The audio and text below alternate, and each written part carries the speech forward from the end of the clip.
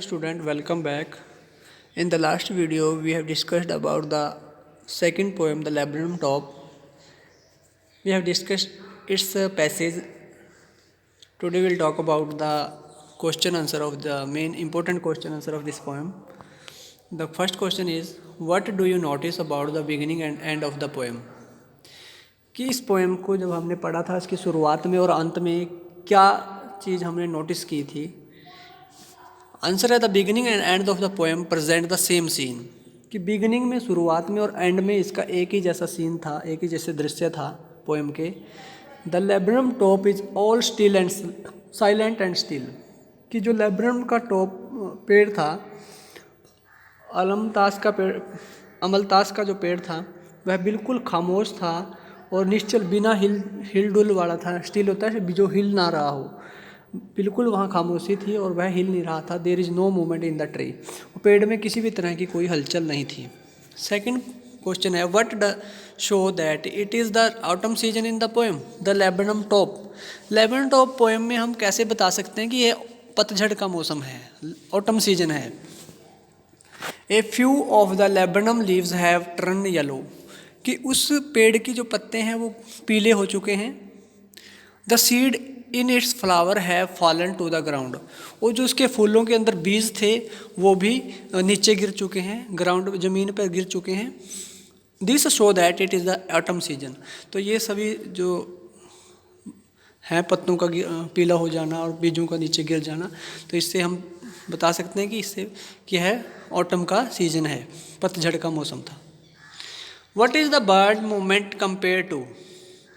जो पक्षी है उसकी जो मूवमेंट है, वो जो आती है क्या करती है, उस मूवमेंट्स को किससे कंपेयर किया गया है. What is the basis for the comparison. और किसके आधार पर उनको कंपैरिजन किया गया है. The bird movement has been compare to that of a lizard. तो जो गोल्ड फिंच पक्षी है उसके मूवमेंट को छिपकली के साथ कंपेयर किया गया है. ये तो है फर्स्ट हाफ का question answer. A lizard move in A sleek manners.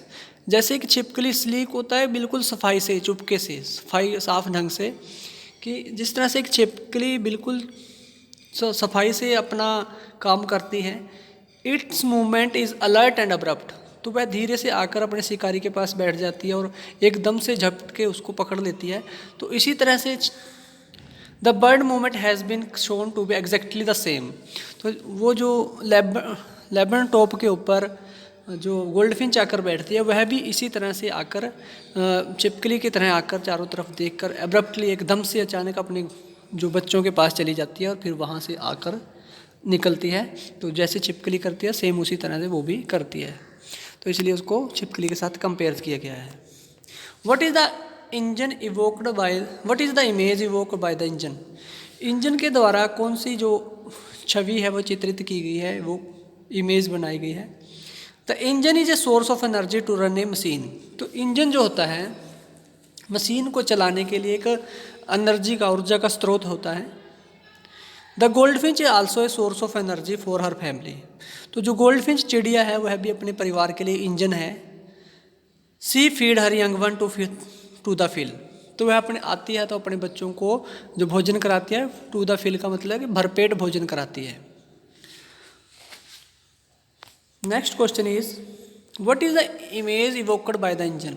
तो जो इमेज है, ये तो फोर्थ क्वेश्चन है. फिफ्थ क्वेश्चन है, what does the phrase her bed face identity mask mean. कि जो फ्राज दे रखा है हर बेड फेस आइडेंटिटी मास्क, इसका क्या मीनिंग है. The gold Finch has a bed face. जो गोल्ड फिंच है उसका जो फेस है, गोल्ड फिंच का जो चेहरा है वो धारी युक्त है, धारीदार चेहरा है. It looks like a mask. वह एक मास्क की तरह, मुखौटे की जैसा लग रहा है, जैसा कि मास्क होता है मुंह के ऊपर लगा लेते हैं. हर फेस सर्व एज हर आइडेंटिटी. उसका चेहरा ही उसकी पहचान का काम करता है. कि जो चेहरे से ही किसी भी चीज़ की पहचान होती है, तो उसका चेहरा भी चिड़िया की पहचान करवा रहा है. By looking at her face. तो उसके फेस की तरफ जब हम देख के कह सकते हैं, we can at once tell that it is a gold finch. तो जब उसको देखेंगे तभी हम कह सकते हैं कि ये गोल्ड फिंच चिड़िया जो है वह गोल्ड फिंच चिड़िया का चेहरा है, चिड़िया है। What month of the year has been mention in this poem. इस पोएम में कौन सा महीना, साल के कौन से महीने की बात कही गई है। What has been said about the laburnum top, laburnum top के बारे में क्या कहा गया है। In this poem that month of the September has been mention. तो इस पोएम के अंदर सितंबर का महीना के बारे में बात की गई है, सितंबर के महीने को डिस्कस किया गया है, मेंशन किया गया है।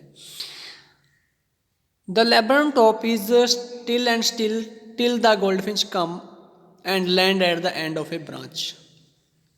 कि जो लेबनम टॉप होता है, लेबनम अमलतास का जो पेड़ है, उस पेड़ के वो बिल्कुल शांत है और बिना हिले जुले वहाँ कोई भी हलचल नहीं थी, जब तक कि टिल द गोल्डफिंच कम्स, जब तक कि गोल्डफिंच चिड़िया नहीं आती, and lands at a end of the branch, और जब तक कि वह आकर एक टहनी पर नहीं बैठती, टहनी के एंड पर नहीं बैठती, तब तक वहाँ बिल्कुल शांति थी, खामोशी थी। Next question is what has the goldfinch been compare to in the poem laburnum top. Goldfinch को किससे कंपेयर किया गया है। लास्ट क्वेश्चन, फिर पहले भी इस तरह का क्वेश्चन आया था हमारे पास। The goldfinch has been compare to a lizard. Goldfinch को एक छिपकली के साथ कंपेयर किया गया है। She enter the thickness of the branches in the manner of a lizard, कि वह जो टहनियाँ की थिकनेस है, संघन है टहनियाँ हैं, उनके अंदर एकदम से अंदर चली जाती है, जिस तरह से एक छिपकली अचानक से अपना एक्शन करती है, अपना काम करती है, अपने शिकारी को पकड़ती है, वह भी एकदम से अंदर जाती है। इसी तरह she enter abruptly and remain alert as a lizard does. वह अंदर तो चली जाती है, फिर भी अलर्ट रहती है कि कभी कोई यहाँ हमारे बच्चों को कोई नुकसान ना हो, फिर और एकदम से जैसा कि छिपकली करती है, एज ए लिजर्ड डज, जैसे छिपकली करती है उसी तरह से वह भी पूरी चौकन्नी है अपने एक्टिविटी में। तो इस तरह से वह इसको कंपेयर किया गया है गोल्डफिंच को लिजर्ड के साथ। तो ये क्वेश्चन आंसर थे, कुछ महत्वपूर्ण क्वेश्चन आंसर थे। तो हम नेक्स्ट वीडियो में अगली पोएम के डिस्कस करेंगे। अगर कोई क्वेश्चन आपको समझ ना आया हो, आप कमेंट करके हमें बता सकते हैं। तो हम आपको अगर कोई क्वेश्चन रह गया है फिर भी आप हमें बता देना, तो हम उसको डिस्क्रिप्शन बॉक्स में लिख देंगे, तो वहाँ से आप देख लेना।